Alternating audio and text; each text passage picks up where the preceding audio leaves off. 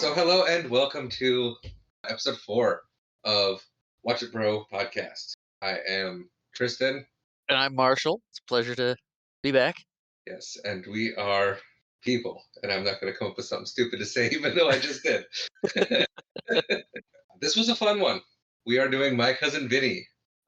This was my choice, so I will be leading most of the conversation on this movie Yes, you'll be taking us through the scene by scene, as it were. I will still be handling the movie information because I did not do it. because you did not do it once again. So let's just get right into it. We got My Cousin Vinny. It was released March 13th of 1992, written by Dale Launer and directed by Jonathan Lynn. It stars Joe Pesci, Ralph Macchio, who is in fact 30 years old, playing a college student. There's some 30-year-olds in college. He's supposed to be like 19, and he looks it. We got Marissa Tomei, Mitchell Whitfield, who you might remember as Barry Farber from Friends. We got Fred Gwynne in his final film role. He died in 1993, just a year after this movie came out. And if you watch TV Land at all or Nick at Night back in the day, you would know he was also Herman Munster from the Munsters. And we also have Lane Smith, who was Perry White in Lois and Clark, if you like Superman, or he was also Coach Riley in the Mighty Ducks. Yes, yes. You just took out a bunch of the stuff I was going to talk about. No, uh, That was my goal. It's like I had notes. This is fun. but yes, it is a very. I don't know where I was going with that. There's a lot of people in it that you recognize from other things. Yes, there are. It was a fun movie. You said you hadn't watched it in about a year. Did you remember a lot of it going into it? I remembered some, and like the reason I hadn't watched this before because I got it from after cousin Steve passed away, and Tim gave us all of his movies. I took My Cousin Vinny, so I'm like, oh, I've never seen it, and I want to. And I thought I had no idea it was comedy, Oh, so I was like, oh, I don't really want to watch a gangster movie. That's like all Joe Pesci did was gangster movies throughout the '90s and Home Alone. And so I was like, I'm not really in the mood for it. I don't really like that. I like comedies, I like to laugh. And then finally, Rachel was like, you need to watch it. It's a good movie. It's funny. And I go, it's funny. She's like, yeah, honey, it's a comedy. I go, oh, okay, we got to watch that then. I thought it was just like a serious movie with funny parts, but she's like, no, this is a comedy, honey. It's funny a lot. yeah, it's a rated R comedy, and watching it, if Joe Pesci didn't say the F word 130 or so times, it would be PG-13. I can't think of anything in here that would give it the R rating except the swearing in it. Yeah, the language was rough. We try to not have a bunch of swearing. That's the thing we're really working on in our house. So it was like, this is great. Can we stop? It's Joe Pesci. It's Joe Pesci. I get it. Maybe the cable version of this is for us. So do you want to dive into it? Yeah, let's get into it. All right. Opening scene. Go for it. Opening scene. And actually I think this is the longest movie we've tackled so far at 120 minutes. Yes. Yeah. The other two, three. How many movies have we done now? Three? 3 have been about 87 to 90, I want to say. Yeah, I think right around an hour and a half to an hour 45. Yeah, that's why my notes have jumped from 10 pages to 16. But we'll try not to make it feel longer. Well, so far, following suit, our discussion of your movies have ran shorter. Granted, it was just the one. but both of mine, after editing, have clocked in at an hour 45, roughly, and Trevor's Okay. was an hour 15. Okay. So we'll see where this one lands. We start the movie off with our two, I don't want to say leads because they're the catalyst where Joe Pesci's the lead. So the two college kids, Ralph Macchio and his friend. Because I can't remember the actor's name. Mitchell Whitfield. Moving forward, they'll be known as Billy, who is Ralph Macchio, and Stan, who is Mitchell Whitfield. But they are road tripping it through the great South of America. Well, not South America, the deep South, the American South. And you're seeing a lot of the Southern stuff: roadside stalls, farms, barns, small town feel, little gas stations as they as they road trip through the credits and the opening song. What? Yes. That hubcap wall that you see Yes. is beautiful. I I love that. I believe there is walls like that in every state in the rural areas. It's not just a southern thing. But I saw it and I liked it. It was a very cool, I guess, decoration for the shed. It's as good a word as any. Yes. Billy and Stan, they stop at the Sack of Suds, which is a, gas station and little convenience store. They start stocking up on food, getting items that they snacks basically. They're stocking up for their trip, and they're talking about tuna versus beans briefly, about getting for protein, but Ralph Macchio wants to get the tuna anyway. So he grabs it, stuck it in his pocket because his hands are full. He's carrying it up to the register to pay, and they get all their items. The cash register is an old clicker style where you pull the lever and you click it, indicating it's not modern technology there. Well, he doesn't even fill up the guy's drink all the way. Billy's drink. He like gives him half and hands it to him. And he's just like, "Hey, can you fill that up, please?" So they pay and they go on their way. They're driving down the road, and Billy realizes he's got the tuna in his pocket. He's like, "Oh crap! I didn't pay for the tuna." Now I'm going to be the one interrupting you. They pay $21.67 for their groceries, and it takes place in 1991. I did the math. That would total to $48.85 today. Okay, That's dang. how much. That's how much 21.67 back then would be worth today. However, taking a quick glance at their groceries and what they got, I would actually guesstimate that what they got. And I don't know the prices in the South though. So you're Okay, also thinking, they're in Wazoo, Alabama. yeah, they're even talking about the prices. Is this brand worth the penny more than this brand? So comparatively to the state of Washington, I'm gonna say, yeah, I guess we'll probably just leave it. They basically spent the equivalent of $50 at a gas station getting snacks in Well, today's economy. I don't know if I have this written in here, but we find out later that they left with 22 items. Yes, I was gonna mention that. Yeah, they had 22 items. So figure 22 items, double that, like at $2 an item. A lot of Yeah. those things are more than that. Chips alone are $6 a bag. Yeah, So I see it being well over closer to $60 maybe worth of with food. 22 items, yeah, it's gonna be quite a bit more than 40 something, I'd say, especially at a gas station. No, definitely. Okay, so they leave. Yeah, so they leave. He realizes he didn't. They're driving down the road. Billy realizes he didn't pay for the tuna. Billy's worried about it. Stan's not too fussed about it. And then they realize there's a cop following them. And then they realize they might be in trouble for shoplifting the tuna. And the lights go on, and they're getting pulled over. They're freaking out a little bit about, ah, crap, they were caught. They're going to get us for the tuna. So they pull over. The minimum age for the death penalty is 10 in the South. Yes, the jokes were great. I'm going to throw them out there as we come on them, the ones that I That remembered and that pulled is up. fair. There is a lot of them. But so as soon as they pull over, the cop jumps out of the car, shotgun out, cocks it, and yells at them to get out of the car and put their hands up. "Show me your hands," is what he yells. "Show me your hands." And they think this is a little overkill, but they get out of the car, and we end up at the police station, and they're still thinking it's about the tuna. And they are separated at this point. They're each in separate rooms. It cuts briefly back to the Sacco Suds, and the cashier's dead on the floor, pile of blood. Cops are taking pictures, walking around, and the sheriff gets off the phone and says, "Looks like we might have a confession." And we find out the cashier's name is Jimmy. When one of the residents in the town's like, "Who shot Jimmy? Is Jimmy dead?" I just wrote Jimmy. It's Jimmy Willis. That lady comes in with the bobby pin falling out of her hair, and then it perfectly goes back to Ralph Macchio sitting very calmly in the chair being interrogated, Yes, he is in the chair being interrogated by Sheriff Farley. who is a very familiar face. He is a familiar place. He's been in a lot of things. His name is, oh, I just had it.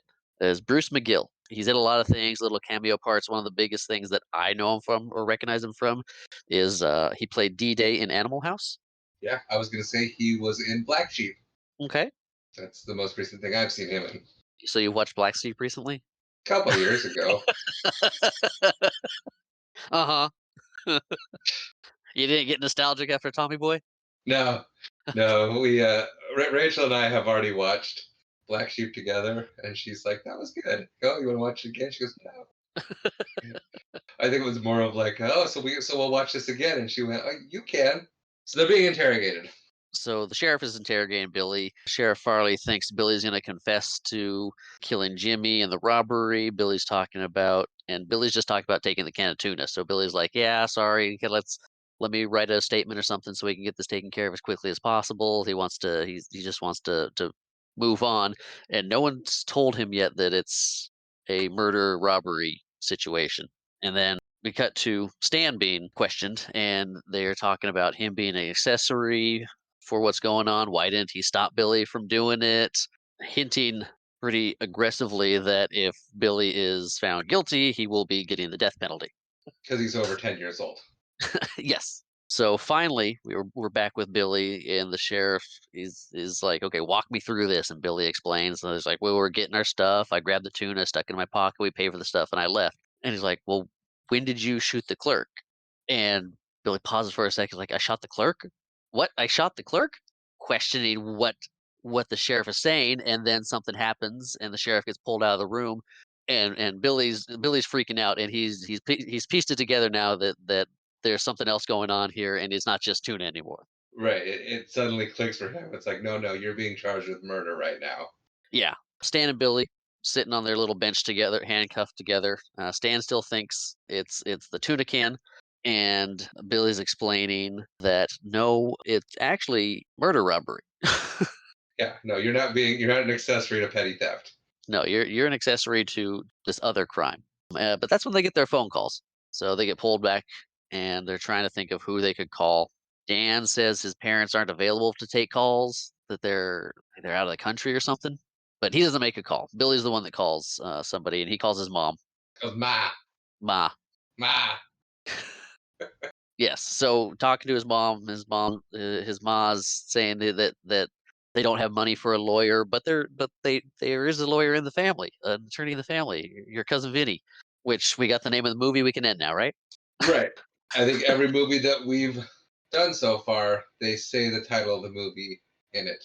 Probably Tommy Boy. The only one I can think of, maybe not, is Tremors, but maybe the Rhonda, the seismologist, may have said Tremors at some point when talking about the seismology equipment, Yeah. but We're really derailing fast on this one. oh, that is that is fine. We always derail a little bit. Sure, but we gotta this is the longest movie by far. And if what about Bob and Tommy Boy were almost 2 hours, how long is this gonna be? I'll kick it up a notch. Let's just let it happen. I'll edit it around. Sounds good. So we cut to Vinny and his fiance Mona Lisa, which they just call Lisa. They're driving into the small town. They got music blasting out. If I was better at this, I would have looked up the song. Didn't even think about That's it. okay. It is loud. Is it hip hop music or more? I honestly couldn't even tell you. I Okay. have no idea what was even Anyway, they're getting a lot playing. of look from the people in this small town, like, "What's this? Who's this guy?" They stop, and Vinny gets out of the car wearing all black leather pants. He's got some black cowboy boots on, and at this point, I notice that his hair looks ridiculous when he gets out of the car. When does it not? There is sometimes it looks a lot better than others. It's depending on the wig day, it looks like, because sometimes it's just weird and curly, sometimes it actually looks like it's been combed and adjusted. It goes back and forth. I thought it always looked ridiculous. I didn't notice one. It looks more ridiculous than not, we'll say. But so they've stopped. Vinny's looking at the car. There's something wrong with it. He says it was wobbling, kind of shimmying when they're driving. Lisa gets out of the car, takes a couple pictures with a little camera she's got, and is telling them we need to get this thing on a lift to see what's going on with it, because we find out that she knows a lot about cars. Vinny says it right then and there when the local comes up and says, "Hey, what's going on?" It's like, "It's shimmying a little bit." It's like, "Oh, that's the mud in the tires." And Vinny's like, "Have you ever heard of mud in the tires, Lisa?" It's like, "No, that's weird." "Oh, we got famous mud around here. It gets up in the wheel wells and kind of makes the tire shimmy." Yeah, I like how I had to explain the turn of phrase. Yeah, and they just kind of all look at each other like, "Well, don't believe me," and he walks away.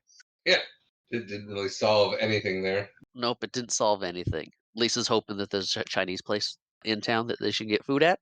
She mentions that a few times throughout their stay. Vinny has now made it to small town Alabama. We then cut to a prison bus, taking Billy and Stan, going to the state correctional facility where they will be held until their trial and through the trial. Would they put him in the same cell together? I'm inclined to think no. Probably not, but they are put in the same cell together, and they briefly talk about what it's like to be in a prison. The hypothetical Bubba that will be in prison, the biggest guy there that you need to be friends with or give favors to in order to be protected. Get stuff out there. That's probably the PG way to put that. I'm trying here. It's family friendly show. But Vinny shows up to meet them at the prison where he has his first conversation with the two kids he's going to be representing in court. Billy's asleep at this time. Once they got in the cell, he kind of crawled up to take a nap. Stan's awake. Vinny's just like, okay, I'll start with you. We'll let him sleep. Stan is under the impression that Vinny is the Bubba of the prison, that this is all going to lead to favors being exchanged to Vinny or the Bubba. And that Stan should be grateful for it and be happy. When Stan protests a bit, is Vinny's like, "Fine, forget you. I'm gonna talk to Billy." And Billy's like, "Hey, cousin." And Stan's like, "Oh, that was a mistake on my part." Yes, it was. I have it written down in my notes. Is they have a very comical misunderstanding. It was. I laughed harder at that than I thought it was. It, yeah, it was. It was written. It was written very well. So after those brief introductions, they get taken to I guess it's a visitor's room, where's the table. They got the two, got Billy and Stan on one side, their cuffs on. You got Vinny on the other side, talking to them, and we find out that Vinny has been a lawyer for 6 weeks. He just passed the bar. He has been out of school for 6 years. And during that time, he was studying for the bar, which he has taken 6 times and passed once.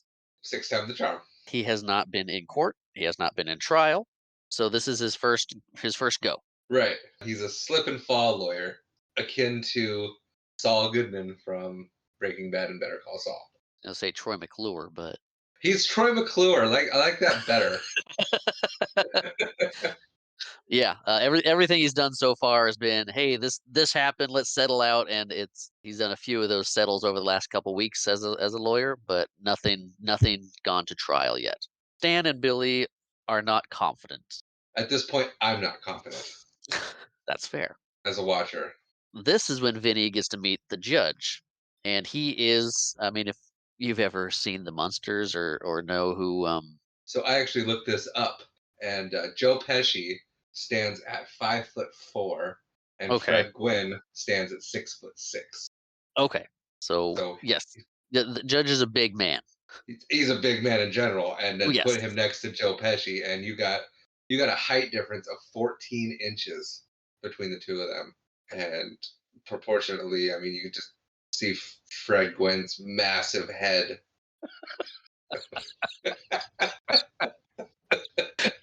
you chose to call him out for having a massive head.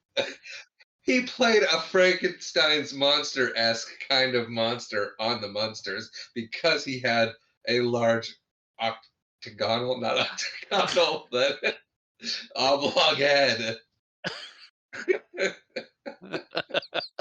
Big head, big head, big head.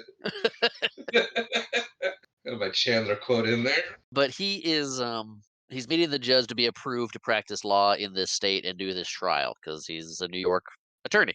Right away, the judge does not like the way he's dressed, and Vinny lies about how long he's been a lawyer and his cases, saying that he's dealt with murder cases before, that he got off the first guy that was arrested for the Son of Sam. He's like, "Have you heard of Son of Sam?" It's like, "You got that guy? You got that guy? I got the first guy they arrested off." He says, my most recent was an axe murder. Got him off on temporary insanity. You want the details of the case? Like, what are you doing? He's like, "No." But the judge right away it seems he's got something to prove to this New York lawyer, that the South is not. We're not hillbillies. We have laws. We follow the laws. It's just as much civilization here as it is New York in a big city and gives him the law book for, I'm guessing, Alabama, and says, read up and get out, but you're approved. So we cut to Vinny and Lisa getting their motel. General Putnam's hotel. I forgot to look up who that was. Just a motel. I was like, General Putnam, that's probably funny. I'm gonna look that up later. Never did. We could look up everything in these movies. Some of it just have to go by. Okay, it's not that funny. Okay. Oh, that was worth the 45 seconds. I just hope we stay quiet long enough to where I don't have to just like edit that down. Keep the silence in there so they know. Yeah. Why not? But yeah, he was General Putnam, Civil War guy. That's what I thought. It's not funny, but It's funny because we're taking so much time on something so anticlimactic. this will be our first 2-hour one. Yeah. Well, I'm like, oh, I'm sure there's a joke there, and it's funny. Look it up. Not a joke there. Some Civil War general. From the South, which makes sense. Yeah. My assumption was correct. Didn't need to waste those 2 minutes. If you're enjoying this banter back and forth, feel free to contact us at watchitbropodcast@gmail.com. I love how we always throw them in randomly, not at the beginning or the end, but somewhere in the middle.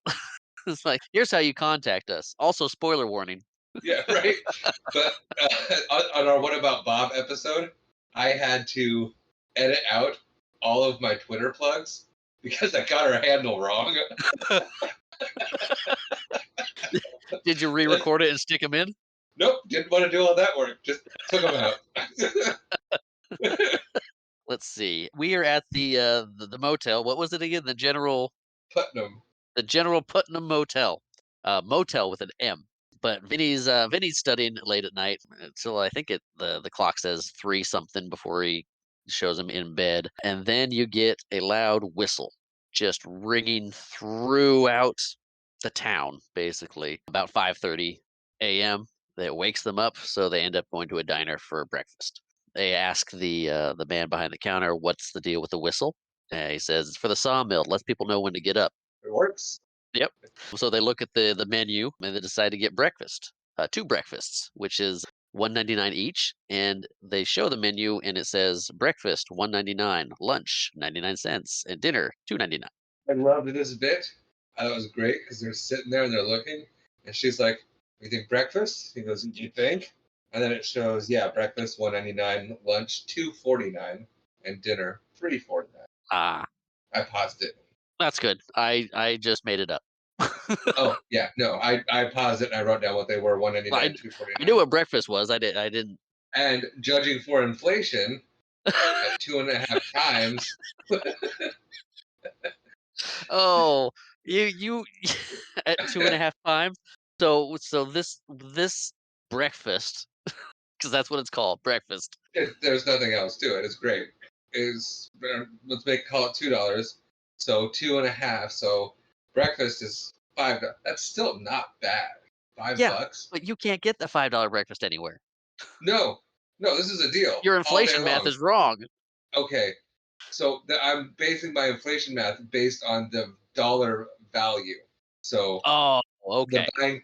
buying power of a dollar. Still think it's So off. no, I did the Google. Oh yeah, we are going off the rails a lot on this one, and you've got a lot of information. Oh, it's fun. I love this. This was great. But no, the buying power of a dollar in 1991 compared to today is the difference between it's 248%. So that's roughly 2.5 times value. So a dollar has the same. So $1 would have the same buying power as $2.50 does today. Let's see, does that translate to gas? No, no. This is merely. This isn't like inflation for everything else. This is specifically like you go somewhere. So you go somewhere and you pay $1.99 for breakfast. That would be like you going somewhere today and paying $5 for breakfast. Welcome to economics with Marshall and Tristan. I looked at the Google.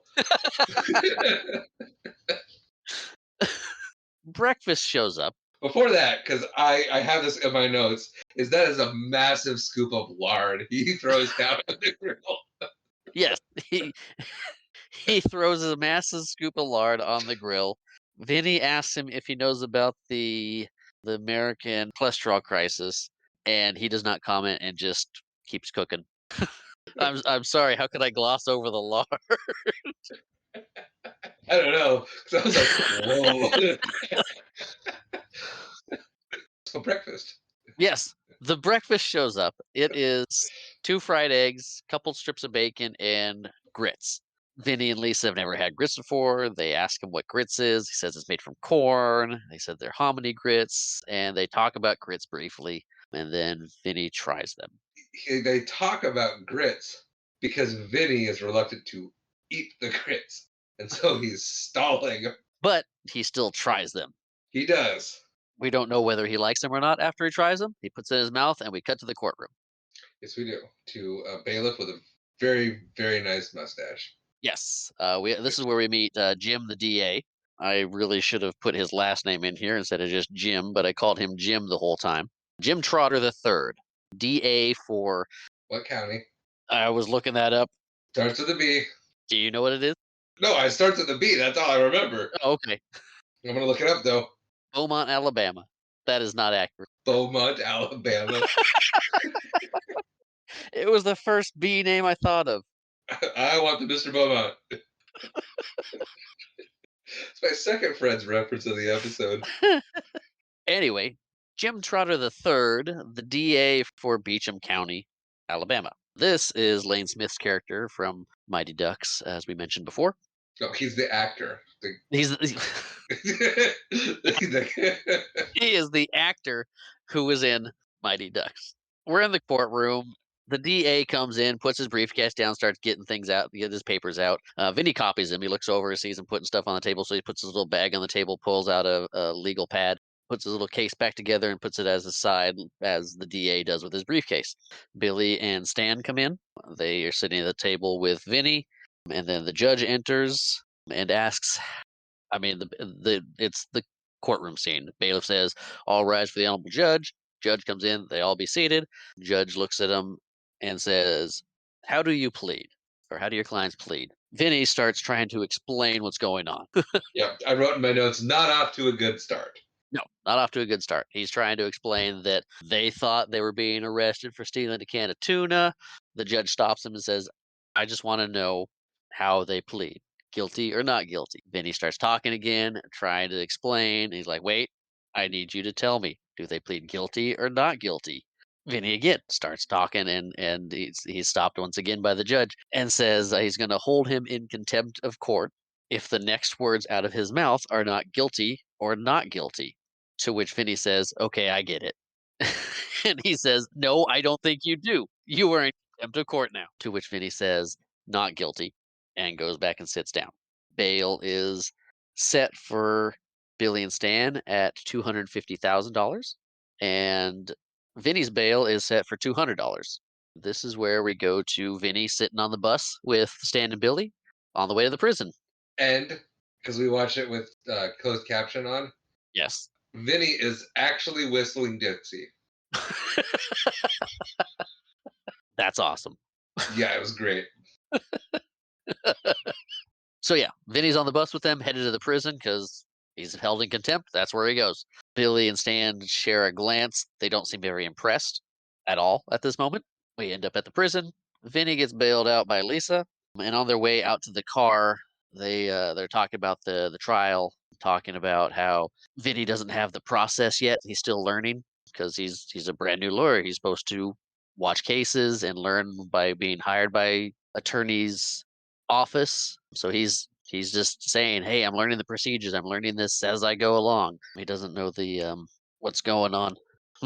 Correct protocol. Yes, the correct protocol. We find out Lisa cashed all their travelers' checks to bail him out. They don't have a lot of money left, and she got hustled in she got stiffed in a game of pool that she won against a guy named JT. He owed her $200. She didn't get paid, and now they are lacking a lot of funds. But they go to the bar to get the money from JT. Did you see the sign outside? I did not. The sign that says pool and chicken. Sounds like a good place to go for some pool and chicken. That'll come up again. I'll be talking about that again in just a minute. Okay, that's good. But they go to the bar. Vinny confronts JT, and JT just says, "I'm gonna kick your butt." Okay, you passed the spot.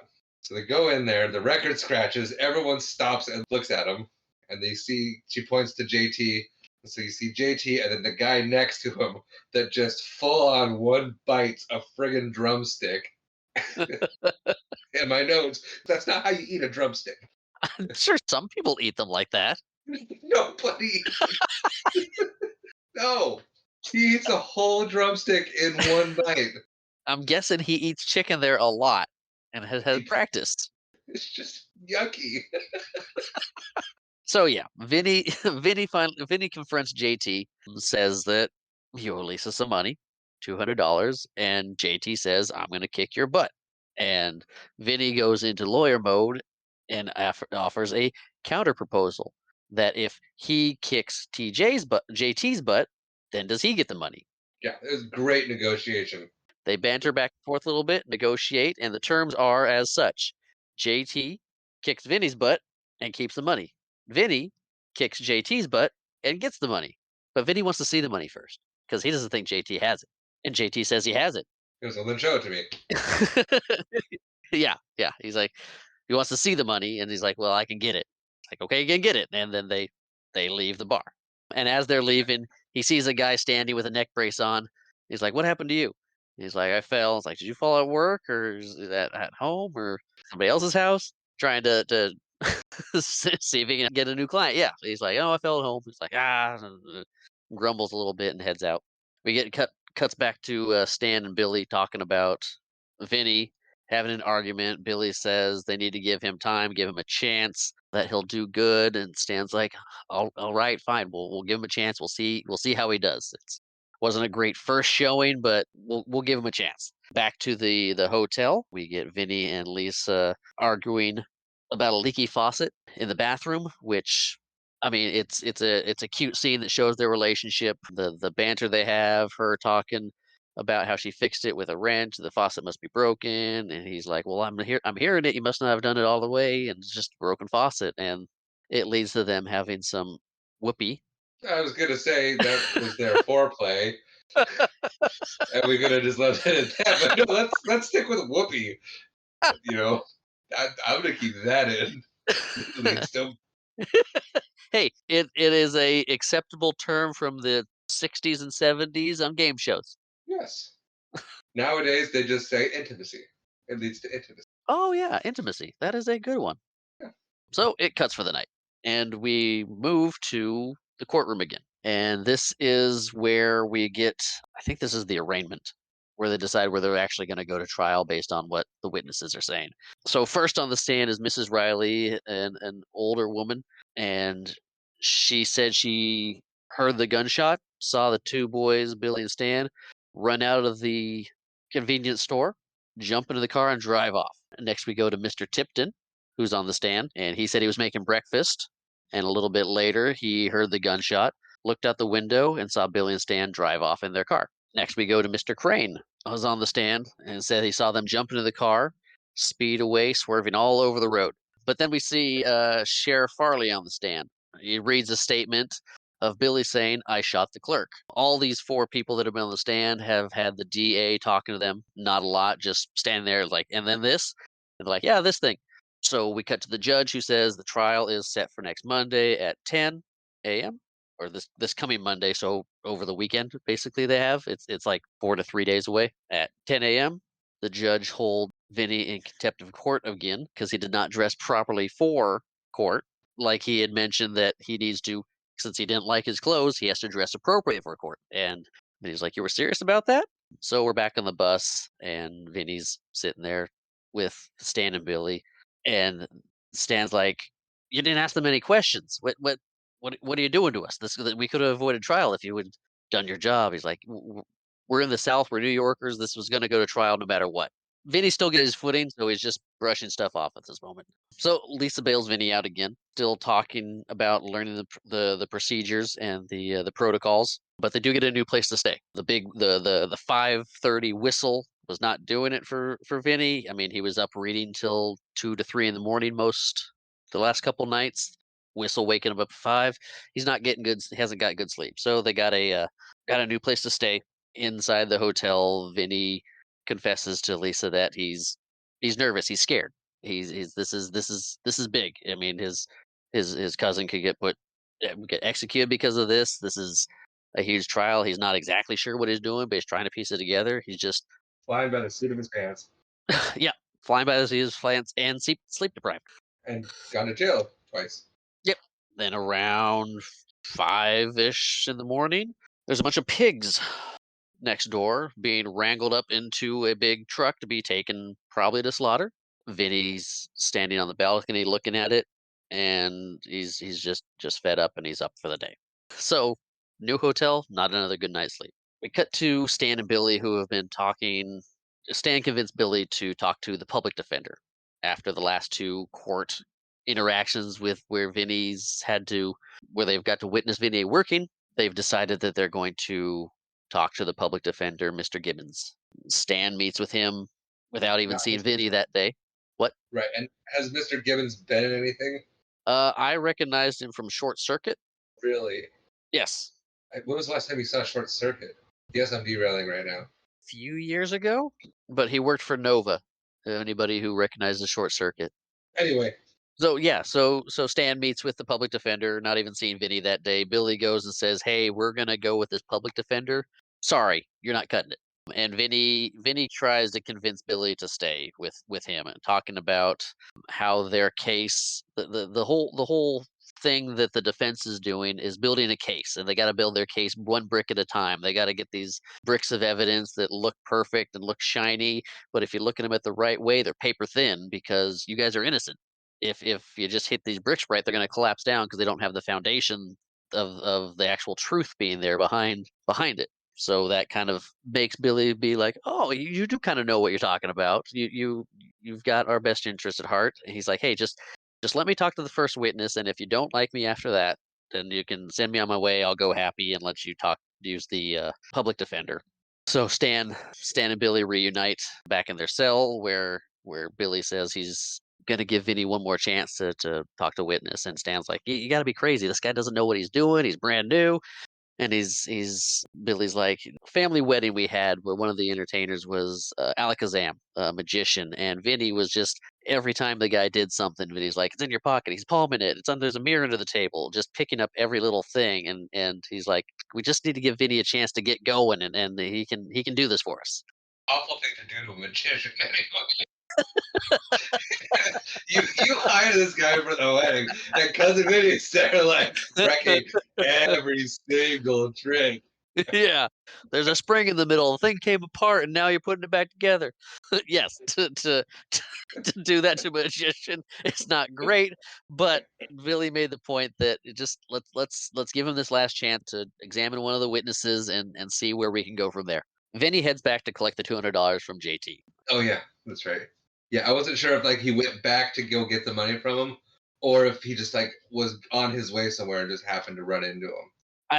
It could be he was just stopping on the way back to the hotel. He goes to get the money from JT. JT bluffs that he has the money, and Vinny's like, I don't believe you, and leaves. Yeah, he's got a ball. He goes, "How do I know that's not just a ball of ones with a 20 wrapped around it? Fan it out for me." He's Yeah, JT kind of stomps away, and Vinny just leaves and heads back to the hotel, new hotel, away from the pigs, to read more of the law book. He's up late reading it. I think it's 2:30 or 3 o'clock on the clock when he finally lies down and goes to sleep, and and then then I commented on this because he gets up and like Lisa's asleep facing him, and he shuts the light off, and then he basically lays down on top of her head to go to sleep. And I'm like, Rachel and I, we cuddle, right? We're cuddlers, but that's a bit much. he's a tiny man. He's on her. They're facing each other, and their heads He's using her head as a pillow. Okay, anyway. And then about 5 o'clock, there's a train rolling by the hotel. Wakes them up, knocks dishes over. It's a bad experience that they can't sleep through. Another night of Vinny not getting much sleep. Vinny and the DA later that day meet up to discuss the case, have a conversation about why they're doing what they're doing. Real quick to stop you and to go back.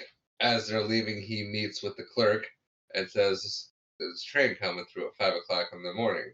And the hotel guy is like, "Oh, that's very unusual for that train to come through at 5 o'clock in the morning." Yes.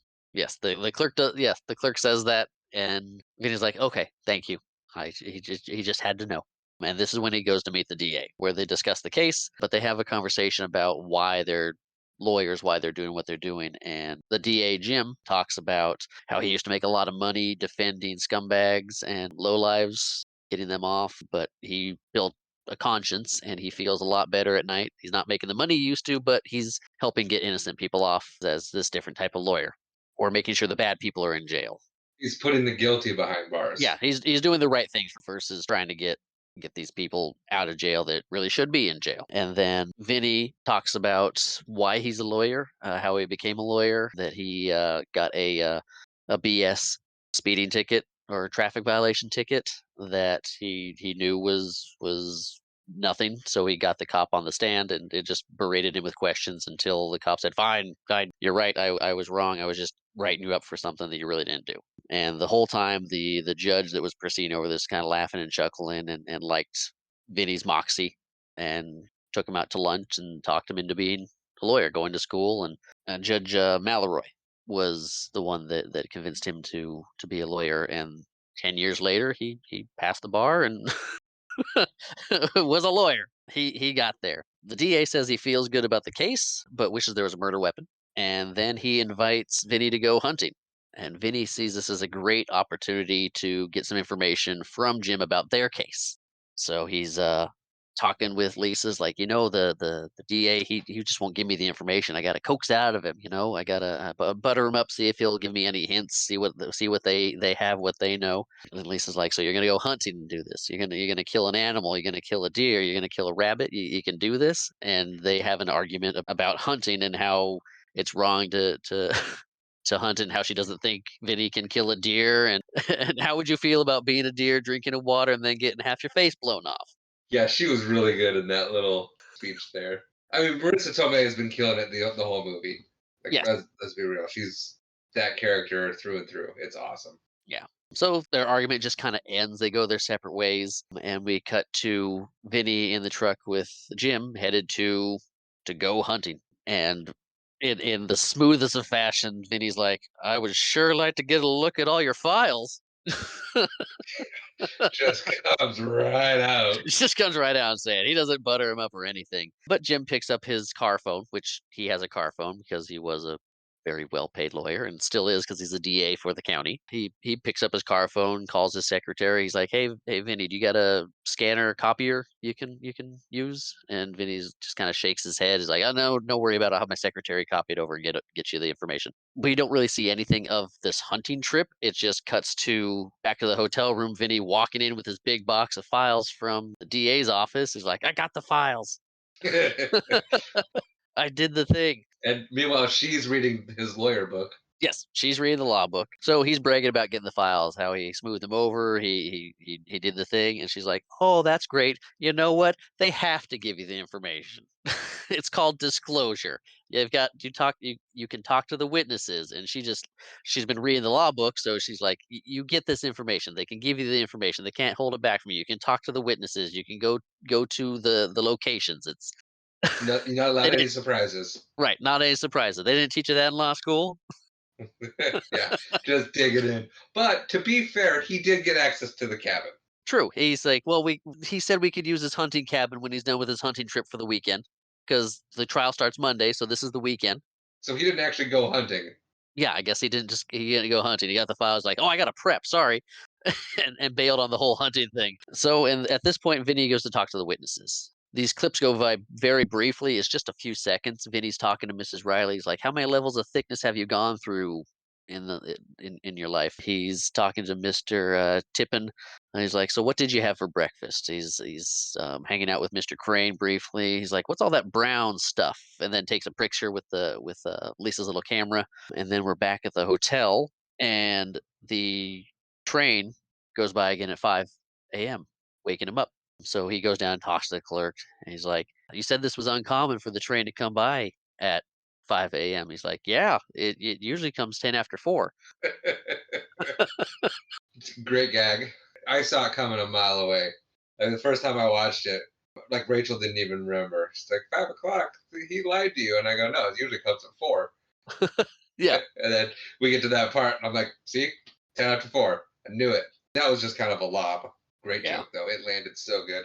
yeah. We cut to the DA picking jury members. This little old lady is like, "Well, I think the family members should get to pick how people die for executions and that." And the DA's like, "Well, this was a convenience store robbery where they shot the clerk, shot him in the back." Like cowards. Yes. And she's like, "Let him fry." And he's like, "We'll take her." Yep, she'll do. So we're getting a a jury stocked full of people that are death penalty happy. Well, because throughout the whole thing, and I don't think we touched on this, every time we go to the prison, we see people protesting the death penalty. So I don't know if that was a thing that was happening in the South around that time. It might be something that's just kind of always happening, because I think the death penalty is still active in the South, and people are trying to fight it against it, and the South's just like, no, no, we'll kill people. It's cool. If you're from the South, let us know what you think. No.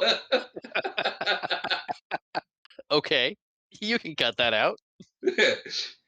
No, every time I plug our Twitter handle, it always and our email, it always reminds me of that bit on Home Improvement where Tim says something not good, and then Al's right behind him holding up the sign with the address. That's Tim Taylor, care of Tool Time, PO Box. Yeah. Vinny comes to meet with the judge. The judge was looking up his credentials and couldn't find him anywhere. And Vinny's like, "Of course you wouldn't find me anywhere. I got into acting a few years back. There was already a Vinny Gambino. Right. So I changed my name. I legally changed my name to Jerry Gallo. So that is where you will find my records, not Vinny Gambini." So he says his legal name is Jerry Gallo, but you can still call him Vinny. That's what he goes by. So Vinny's talking to Lisa about how that went with the judge, what was going on. He's like, "Yeah, Jerry's this big lawyer from New York, so if he looks it up, he'll find all this good stuff about him because I saw his name in the paper." And she's like, "Well, you didn't read that article, did you? Because he's dead." Yeah. We figured out that hey, Vinny ain't reading much. No, no, we don't know. He keeps looking at this book, and I don't know how much of it he's reading, the law book. Not a lot. If Lisa's knowing more than he, of course, she's also probably sleeping while he's in trial. Probably. Anyway, this is the night they head up to the hunting cabin to get a good night's sleep and prepare for the case. Lisa is stressed about the case, and he's like, "Okay, what's wrong?" And she just kind of goes after him a little bit. It's like, "We're supposed to get married. You said we'd get married after you win your first case. It's been 10 years. We're still not married, and you don't know what you're doing. You're pooping the bed on this one. Shape up." Basically, she's stressed about this. He's like, "Oh, I'm sorry, you're stressed." He comes back with a pretty reasonable retort about everything that's bothering him, and she just kind of looks at him and goes, "Maybe it was a bad time to bring it up." Yeah, I get it. You're stressed, but I'm in this case. My cousin's on trial for murder. He's going to be executed if I don't do right. I haven't slept in 5 days. We keep I getting haven't woken slept in up. 5 days. I got some local idiot trying to fight me for $200. I really don't need this right now. Exactly. She's like, "Okay, probably a bad time to bring this up." But that's where her mind's at. His mind's on the trial, so they're arguing. Arguing is a big theme in this movie between them, and then I haven't talked on it too much, but during the conversations that Billy and Vinny have, or Billy and Stan have, like, "We're Gambinis, we argue. That's what we do. That's why he's a good lawyer." It's like, "Yeah, really?" I think I make the point of throwing out. I forget what he actually says, but he goes, "Oh, someone else I know likes to argue too. It doesn't make. Oh, my parents like to argue. That doesn't make them great lawyers." And I think And I he's think like, Billy retorts with, "Your parents are idiots." it's like, "I've heard your parents argue. You've got nothing on us." So they're trying to sleep in the cabin. They're lying down, and then something outside starts screaming. An I was owl. gonna say shrieking, but it's really like a scream. So Vinny runs over to the big gun cabinet on the wall because it's a hunting cabin, grabs a pistol, loads it up, runs outside, and just starts shooting into the darkness. And you see this owl sitting up in the tree, way away from where he's shooting. He's just shooting to scare away whatever this thing is. Did you find it at all weird to see Joe Pesci uncomfortable with the gun? A little bit. He's trying to close it right after loading the bullets into it. It's a six shooter, so he just runs outside, not aiming right. It's But they go back in, the owl screams again, and it cuts to Vinny and Lisa in their car in the middle of a field at nighttime. They left the cabin. They couldn't deal with that. So they think, we'll sleep in the car. It'll be fine. We'll be good. And then it starts to thunderstorm, which, okay, it's raining. That's fine. It's not great sleep, but they're uncomfortable. But there's nothing screaming at them. But when they wake up, they find that the thunderstorm has caused their field to be a mud bowl. So their car is stuck. This is Monday morning, the day of the trial, so it's a rough morning for Vinny. He's trying to get the car unstuck by getting some planks of wood out of the back, sticking them underneath the car, trying to dig a little bit out of the mud, and he whips out one of these 2x4 pieces, these pieces of wood, and this pink bag goes flying out and lands in the mud, and his suit is in the mud too. And he looks at it for a second. And he looks in the car. He's like, "Hey, Lisa, what was in that pink bag?" He's like, "Oh," and she's like, "Oh, it's your suit. I thought it'd be nice, so I got it dry cleaned." Which it was nice of her. Yes. And I like that he didn't yell at her about it. He didn't. Right. It was something unfortunate that happened. She did something nice. Didn't take his anger out at her. No, he was frustrated. There's no yelling back and forth about this because she did a nice thing, and it just bad luck Yeah. happened. Yeah, and I feel like I like that because I feel like there would be a lot of movies or shows that would have that be the start of a fight, and I like that it didn't. Like it's still like they argue and yell at each other, but Vinny's character and Vinny is still has respect for her. He still loves her. He still is rational enough to understand the difference between, hey, we're having a disagreement and this is entirely a random fluke that's just Right. like, It's not like she stood out there and whipped his suit into the mud. It was, "I got it dry cleaned and put for you and put it in the trunk so we had it when we were ready to go back." And then it ended up in the mud. So they finally get the car unstuck. They make it into town, and Vinny's like, "Okay, we have 30 minutes for me to get showered, to get a new suit, and to get to the courthouse." And Lisa's like, "Well, I'll go get the suit." And he's like, "Great, I'll go shower." So Vinny's walking across the street to go back to the hotel room that they still had. He sees JT standing there like, "I got the money." He's waving it up, and he just jumps fanned up it and out. yeah, he fans it out for him, and Vinny just jumps up and clocks the guy, grabs the money. The guy with the neck brace is standing next to JT, just looks at him, and Vinny goes on his way. Weirdest punch I've ever seen.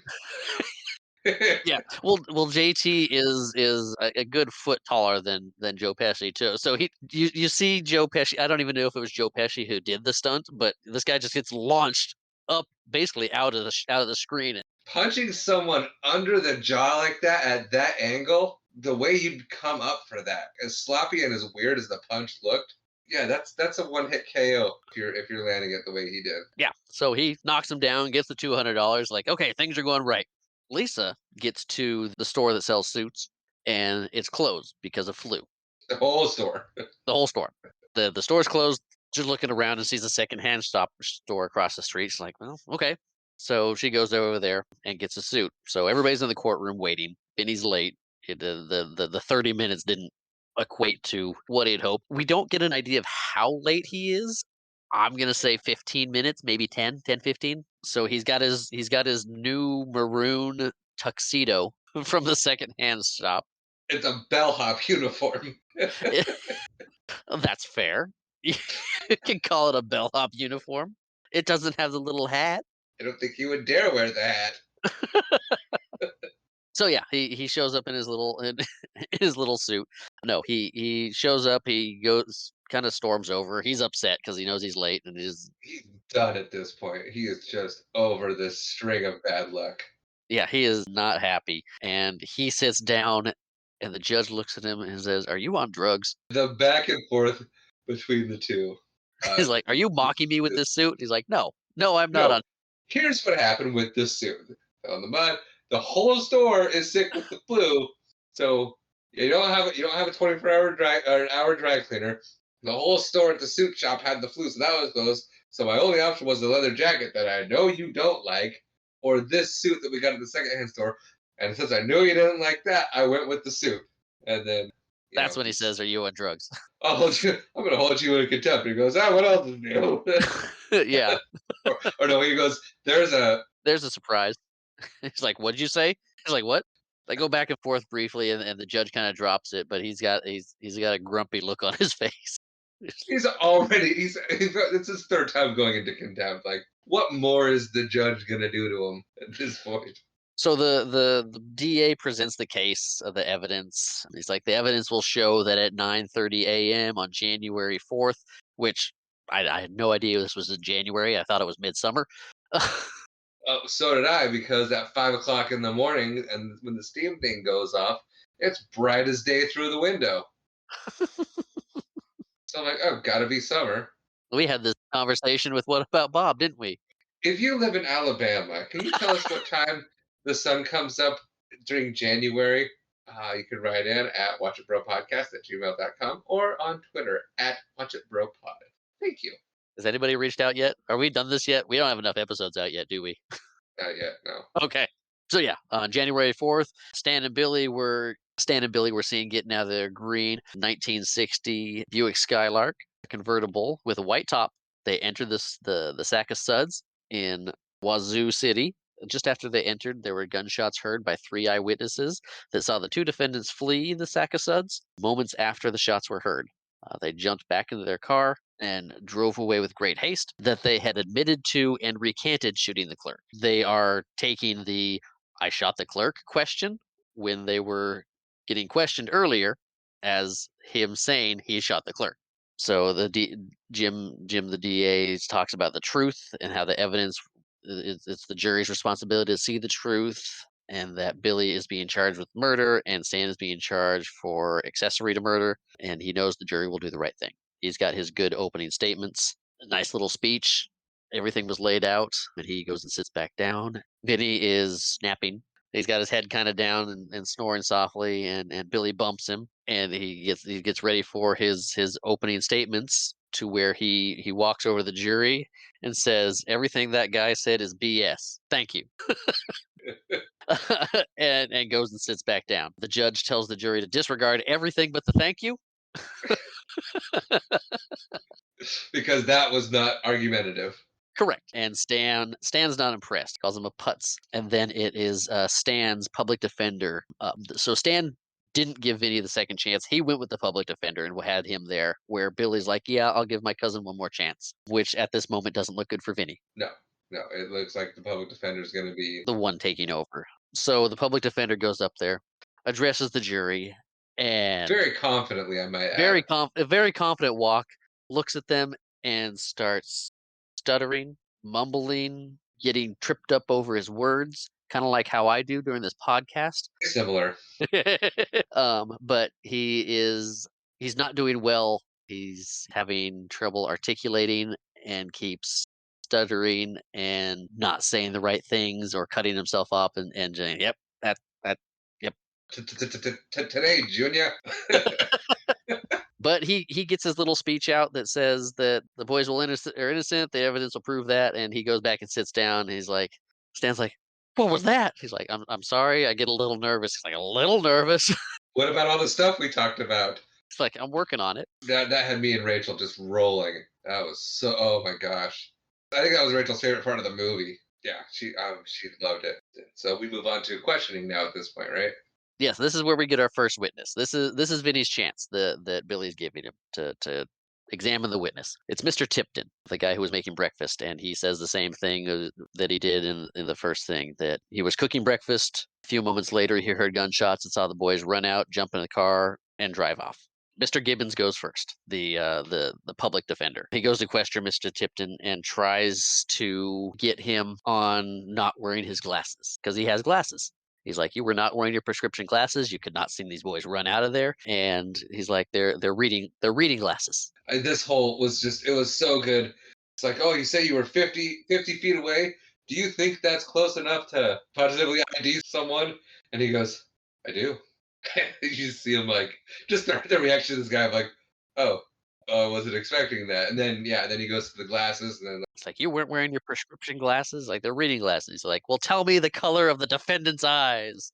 And he kinda leans so past him and is like, "They're brown and hazel green." and I love the response after that where he looks at him for a second and then he like almost in a scolding manner with his finger out goes, no more questions. Yeah. But he goes back and sits down, and then it's Vinny's turn. Mr. Tipton's still up on stage. On stage. Mr. Tipton is still at the stand.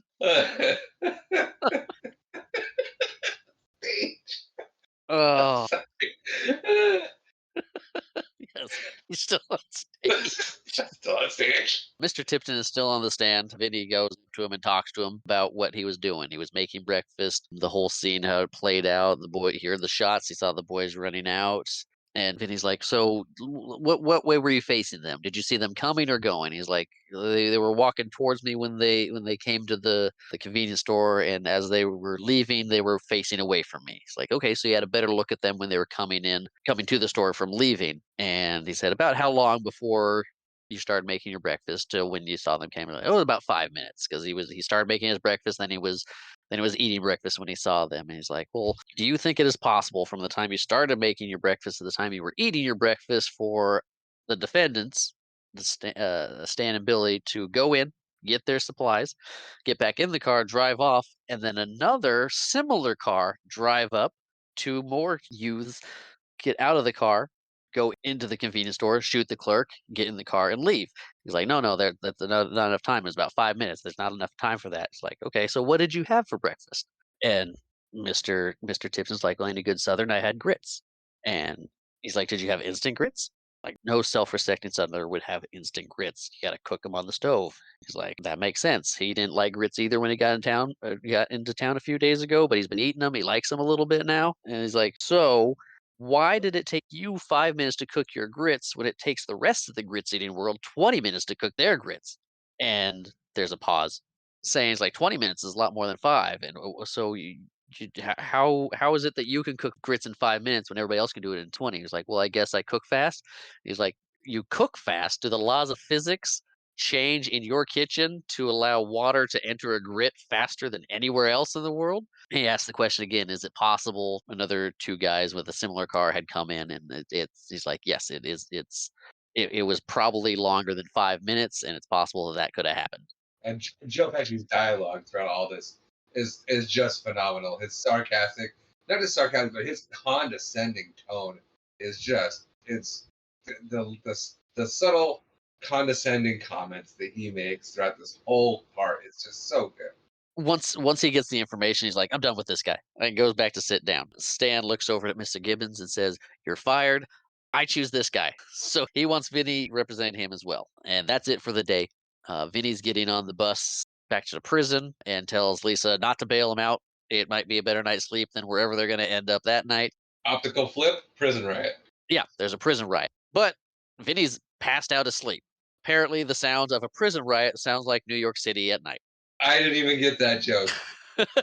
Yeah, there's a prison riot 'Cause going on, and he's out. He's enjoying the yelling, the screaming, the fighting, the noises that are happening there. it's home. Yeah, apparently. New York is a prison. Got it. If you disagree with that statement, feel free to write in. So the next day, Vinny has had a full night's sleep, and Mr. Crane is on the stand this time. Vinny's got a bunch of pictures in his hand. Oh, I loved this part. And from back earlier on when Vinny was visiting the witness, this is the guy he asked, "What's all that brown stuff?" and then took a picture. So he holds the pictures out for Mr. Crane. He's like, what's all this brown stuff?" He's like, "Oh, that's dirt." It's like, "Okay, that's dirt on your window." "And what are these rusted, grimy things?" Like, those are my screens." He's like, "Okay, so what are these?" "Right outside your window between you and the sack of suds." He's like, "Well, those are trees." "And what are these things that are on the trees?" He pauses for a second and then looks at Vinny and says, "Leaves?" Like, "That's right. Shout 'em out when you know it." Yes, it's so good. And it's okay. Shout him out when you know him. So good.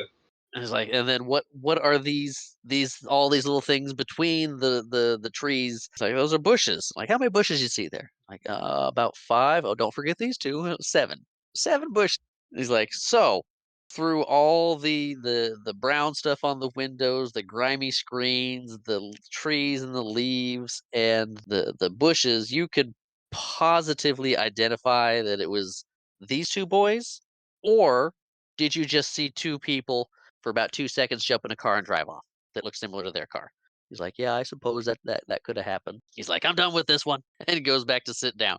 This is when we get Mrs. Riley back on the stand. This whole last courtroom scene is just I found to be the most comedic part of the movie. It's good and it makes sense. It digs into the witness statements is and what people actually see versus what they think they see and what can change in that. He's questioning Mrs. Riley. She's on the stand, not stage. She's on the stand, and he asks if she was wearing her glasses that day because she needs prescription glasses. And she's like, "Of course I was wearing my glasses." He says, "That those are some big glasses. Were they always that big?" She's like, "Oh no, I've had to change the layers every few years to get my vision better." He's like, "Maybe it's time for a change." Like, "Well, how many have you had?" Like, "Well, over 60 years, I guess I've had about 10 changes in prescription, basically." It's like, "That's a lot." It's like, do you think your current prescription is good, or should we test that? About how far away were you from the sack of suds when you saw the two boys?" She says, "About 100 feet." Sure. So he grabs a tape measure, hands it to her, and starts walking down the courtroom. Walks down the aisle, walks to the back. Like, "Okay, this is about 50 feet. How many fingers am I holding up?" And the judge is like, "Let the court show that he is holding 2 fingers." He's It's like, so good. "Judge, I'm doing something here." He's like, "Oh, sorry." Yeah, Again. great bit. And he's like, "Okay, we're doing this again. How many fingers am I holding up?" And he holds up 2 fingers again. And he says, "Only Mrs. Riley answer this. How many fingers?" She squints and looks for a second and says, "4." And he walks back holding his 2 fingers like, "It's 2." And she's like, "Oh, I guess it's time for a new prescription." So he is done with Mrs. Riley. It was a good day at court, and they're back at the hotel. And Vinny gets a call from the DA. And the DA is like, "Do you like surprises? Because I got a good one for you." He's like, "I just got it now. I'll tell you in the morning. I just wanted to let you know something's coming your way." So he hangs up the phone and he's asking Lisa about where the disclosure stuff is in the book so he can look it up and see what he can say or respond to. Which I'm surprised that he hadn't looked it up prior to this point. So we get back to the courtroom, and there is an automotive expert from the FBI on the stand, ready to testify about tire tracks. Vinny asks to approach the bench and asks for a recess so he has time to properly prepare for this witness, get his own witness who can corroborate or refute what he's about to say in a very well thought out and reasonable objection. To which the judge says, "Overruled." And I believe Vinny's somehow wearing a suit at this point. Yes, they were able to get him a new suit because the flu was no longer at or they were able to get his original suit dry cleaned since they had a few more days. The FBI expert indicates that the tracks are from this specific tire. The rubber that they took from the track marks match the tires on the vehicle that the boys were driving. So the tread matches, the size matches, the rubber matches. It's a clear match that these tires made these marks. And before Vinny can talk to him to cross examine, they break for lunch, where the judge says he would like to see Vinny in his chambers and says, "You're a dead man." He's like, What do you mean?" She's like, "Jerry Gallo?" It's like, "Yeah, Jerry Gallo's dead." It's like, "I know, I just told you that." It's like, "No, no, you said Gallo with a G?" Because he's looking up Jerry Gallo to verify to verify that Vinny was who he said he was. He's like, "No, no, no, I said Callow with a C." And the judge is like, "All right, fine. You're gonna play this way. We're gonna get to the bottom of this right now." So he picks up the phone to call New York, his connection over there, and no one's there. He said they will call back about 3 with the information. They'll call back about 3 and they'll be able to get this sorted out. He's like, "Okay, so you have till 3 till we decide your fate, unless you miraculously solve this case in the next 3 hours." So it's lunchtime. Vinny gets to get lunch, so he's at a little cafe, looking over the notes, looking over the pictures, looking over everything. And Lisa comes in. He's like, "How can I help?" He's like, "You can't help." And she has gotten her pictures developed. She wants to show him the pictures, and he's stressed. He's not in a great spot at the moment, and he takes it on her. He's like, "Oh, you can help. I'm sure your pictures have the answer to this." So he opens the pictures. He's looking through them. Like, "Oh, here's a shot of the tires from outside the convenience store, and oh, here's the one that'll win the case for us. It's me in the shower." And she gets upset and leaves, and he follows after her. He's still frustrated. He's still stressed out. He's a half-hearted sorry because he knows he was screwed up, but he's still got to focus. He goes back and sits down and is looking at the pictures, and he shuffles everything up, heads back to court because lunch is over. So the witness is on the stand, the guy from the FBI. Vinny's at the desk looking at the pictures again, and judge is like, You gonna ask him anything?" And Vinny sees something in the pictures. I don't know if he knows exactly what it is, but he sees something and asks for a 5-minute recess. He's got to do something really quick, and he's got to get his witness because his witness isn't there because he's supposed to. It's his turn to call witnesses. I think he knows exactly what he sees. Yeah, because he's worked at the garages too and knows a little bit about cars. Ooh, right, and he writes when he's going out there. He writes that note and hands it to the sheriff. Says, "Look this Yes, up." oh, yeah, he knows exactly what's going on with that. He just can't say it himself. He asks for a 5-minute recess. The judge gives him 3, and he writes a note and hands it to Sheriff Farley and says, "Can you run this for me?" He's like, "Do your own work." He's like, "I've got 3 minutes. Please, just run this for me." And the sheriff's like, "Sure." And so he gets up and leaves, and Vinny runs out and sees Lisa on the phone and says, "I need you. We need you in there. I need your help." He kind of drags her away from the phone, drags her into the courtroom, where he says that he is going to call her to the stand as a witness, as his expert witness on cars. The DA is like, "How do we know this? She's an actual expert on cars. Where are her credentials? How what?" So they ask her. She's sworn in. The judge allows her to go up there. She's sworn in, and they start asking her questions to get her validity as a car expert. So they it's like, "What makes you? What do you do?" She says she's an out of work stylist, and she's like, "That qualifies you to be an expert on cars?" Like, no. She's still mad at Vinny. She's still just kind of mad. She's pretty flippant, and she just doesn't want to be there at the moment. But with some prodding, it's like, "No, that's not what makes me an expert." It's like, "Well, what makes you an expert?" It's like, "Well, my dad was a mechanic. His dad was a mechanic. My 4 brothers were mechanics." It's like, "Okay, your family's mechanics. Well, what makes you an expert?" Like, "Well, I was a mechanic too." And she's like, "What did you do?"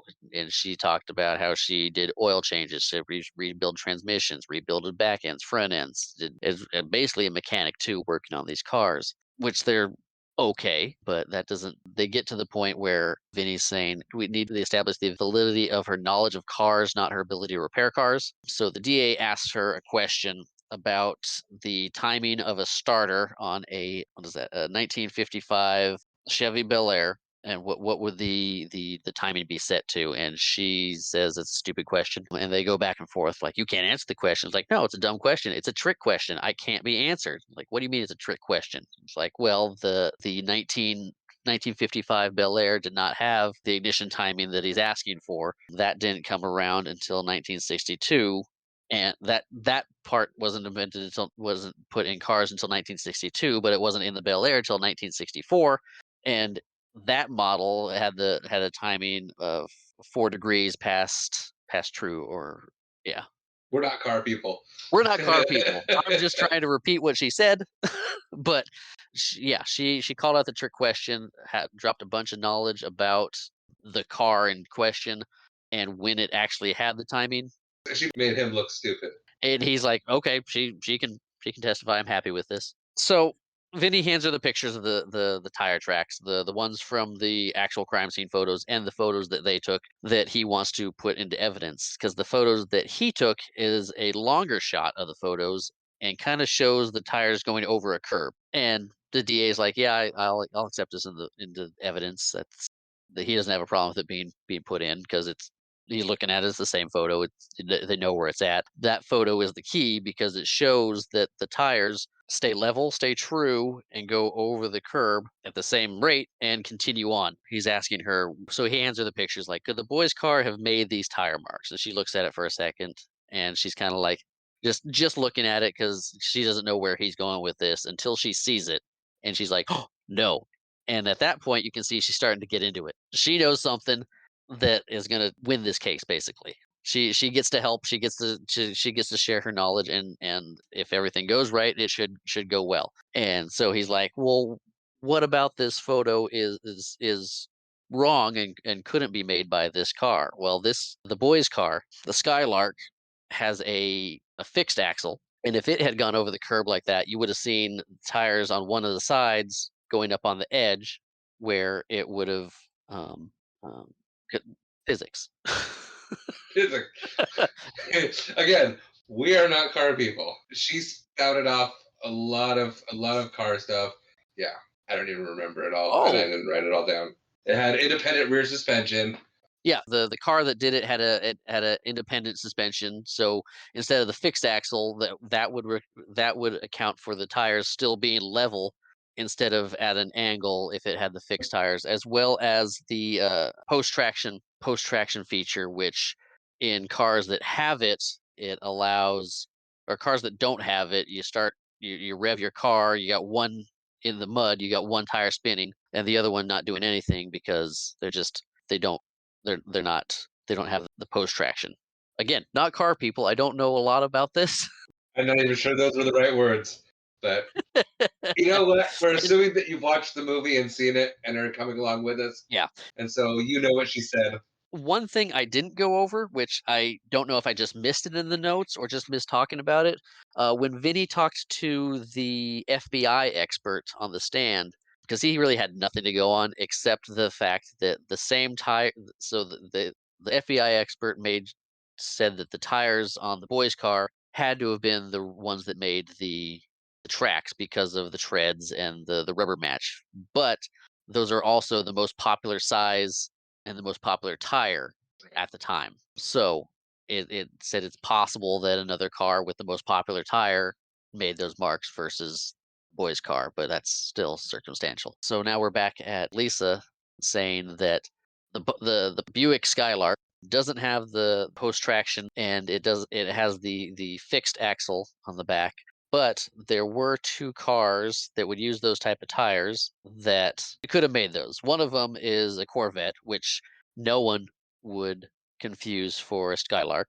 But the other one was the 1963 Pontiac, which had the same which was the same size as the Skylark, the same shape, the same build, and looks very similar. They're both made by the same company, and it also comes in the same mint green as the Skylark. Everybody's happy. Vinny's happy that things went well, all the information got out there, and then she gets to leave the stand. The DA doesn't have any questions for her, and then the sheriff shows up again. He comes into the courtroom, and Vinny's like, "I call the sheriff," who is still under oath from earlier. So he goes up to the stand and says that he had gotten a tip to check on a 1963 metallic mint green Pontiac, to see if there was any stolen in the area. And he said that there is a report of two suspects matching the description of the two defendants in a mint green 1963 Pontiac with a white top that were arrested, and they were found with the gun, the murder weapon, in the car. So everybody looks to the DA. The DA takes a breath and says, "We'd like to drop all charges." And they win. Billy and Stan get to go free. Vinny is happy he won his first case, and he is trying to book it out of there as fast as he can Oh yeah, because he still got till 3. before the judge gets a chance to call New York. Lisa's pulling the car around. He's hustling to get out, and everybody's stopping him. Stan stops and is like, "Sorry, I didn't believe in you." Billy's like, "Thanks for saving us." The sheriff's like, "Good job," and he's just getting thanked all the way down these steps, trying to get to the car. And there's the judge. He's like, "I just want to shake your hand, Jerry Callow. Very impressive, very impressive." And Vinny hops in the car. He's like, "Well, good to see you. I got things to do. Bye." And he's still in a rush because he's not sure what's going on, but he didn't get arrested. He didn't get called out for not being Jerry Callow. And they're driving off, talking to Lisa. There's a record of Jerry Callow. She's like, "Yeah, I called somebody to help out," which is who she was on the phone with when she got dragged into the courtroom. And it was Judge Mallory, the judge that got him into being a lawyer. He falsified stuff. They did all kinds of illegal. This judge lied for Vinny. There was falsification to be had. There were multiple felonies committed. But then they driving off talking about getting married, or if they should get married, because he didn't really win his first case on his own. He needed help. And he was like, "Oh well, maybe we'll get married this weekend." And she's like, "This weekend? No, I want a big fancy wedding in a church. Let's plan this out." And he's like, "Oh, I thought spontaneous was romantic." She's like, "No, a burp is spontaneous. Burps aren't romantic." So they're driving off arguing about the wedding that probably happened. That was the end of my notes. Was always got to argue. Yep. That was My Cousin Vinny. That is. And go ahead. Oh, you go ahead. You go first. I was gonna say, how did we go through the entirety of My Cousin Vinny and not do one two Utes bit? We You did know, not even mention two Utes. You tried and it just didn't work. yeah, it was, yeah, I mean, it was a bit from the movie where with his accent, he's trying to say youths, and it says Utes. Judge's like, "What's that word you're saying? What's a Ute?" And he goes, "Oh, I'm sorry, youths." S And then he goes back to question. And he goes, "So you were there with the two defendants?" And then side eyes the judge. Yeah. Yeah, that was My Cousin Vinny. Yeah, that was My Cousin Vinny. That was a fun movie. I really enjoyed it. It holds up. It is a typical movie of the '90s, but it's fun. Marissa Tomei is a joy to watch. I love Herman Munster. Ralph Macchio's always good, and you had the coach from the Mighty Ducks. Yeah. What more do you want in a movie? What are your thoughts? Or do you have anything to say? Did we do final thoughts? I can't remember. We do final thoughts, yeah. Okay. So that was I've seen it 3 times now because I watched it. I watched it the first time a year ago with mom and dad and Rachel and all that. We put it on. So I'd never seen it before, and I liked it okay. And then I watched it last night and the night before, and I gotta say, like each time I watch it, I like it better. Yeah. It's like I think once I realized that it was a comedy and what it was, and like watched it with the intent to like it, I liked it a whole lot more. Yeah. Language is rough. That That definitely is kind of putting that kind of puts me off to like repeat watch it a lot. that I don't know, I don't know if we said this on the podcast or before we started recording, but it if it didn't have like 130 F-bombs in the movie, it would be PG-13. It's rated R for the language. That there's nothing else in there that's like gratuitous nudity or violence. It's language. And it's not even anything bad language, it's just bad words. It's not like they describe heinous acts or lascivious behavior. It's F this, F that. I'm Joe Pesci. Yeah, yeah. Basically, like if you cleaned up the language, really, it could almost be a fun family movie. Well, except for the whole murder, I guess. Yeah, but I mean, it's murder happens in kid movies. Mufasa. Fair. Yeah. So really could be a fun family movie if the I mean really if the language was better. There's no there's no raunchy stuff in it. There's nothing like that. The only time you see anything there's a little bit of blood from the gas station clerk, and that's not even overly graphic. Yeah, I mean, and there's look at Jaws. That's a PG movie. Still, they haven't updated it, and there's tons of blood in that. Yeah. As far as My Cousin Vinny goes, I will watch it again in my life. I know that. I would probably be more apt to watch it on cable, just to have the language be better, or if there was a way to watch it to where I'm not hearing the F word that many times in a row. But I thought it was well written. The comedy in it was also well written. Joe Pesci's deliveries on a lot of those subtle moments of just like, And the ending witness statements and everything, how it all comes together, like this is how we're gonna win it, is very satisfying. Like, oh, he got him there. Oh, he got him there. There's something else. Like, here's your yeah, wrench. Oh, we got over that wrench. the payout at the end of the movie was earned, I think, by all the actors. It was very very earned. Marissa Tomei, wonderful job playing that character. We didn't say anything else Marissa Tomei was in. We just it was everybody else was like, they're in this, they're in this. This is Joe Pesci from Home Alone. Marissa Tomei is Aunt May, the Tom Holland Spider Verse. No, I was gonna bring up something that she was actually in that I looked up. You got a more inflation trivia for us? So the lawyer in the beginning, they said it would cost between 50,000 to 100,000. If you put that, You can Google that yourself. We're not doing it for you. you do your own math, 2.5 times. Yeah, so What's next? What's next? So I had a movie all picked out for like since we recorded What About Bob. Okay. And then last night when I'm watching My Cousin Vinny, I'm looking at it and I realize, crap, the movie I want is also about a lawyer and takes place mostly in court. We can't do two movies like that back to back. Okay. I have to pick a different movie. And so I was thought about it for a while and I picked a different movie. And then today at work, I decided Great Outdoors. Okay. The Great Outdoors. The Great Outdoors with John Candy and Dan Aykroyd. I think this is the first movie that we're doing that actually has a repeat cast member. Oh, I would wonder if anybody else from the movies bit parts were in.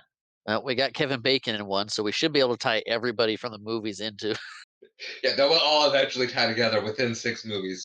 I think this is the first movie where we have a repeat actor. Dan Aykroyd, right? Dan Aykroyd, yes, because he was in Tommy Boy. Yes. Very cool. You trying to remember how to end it?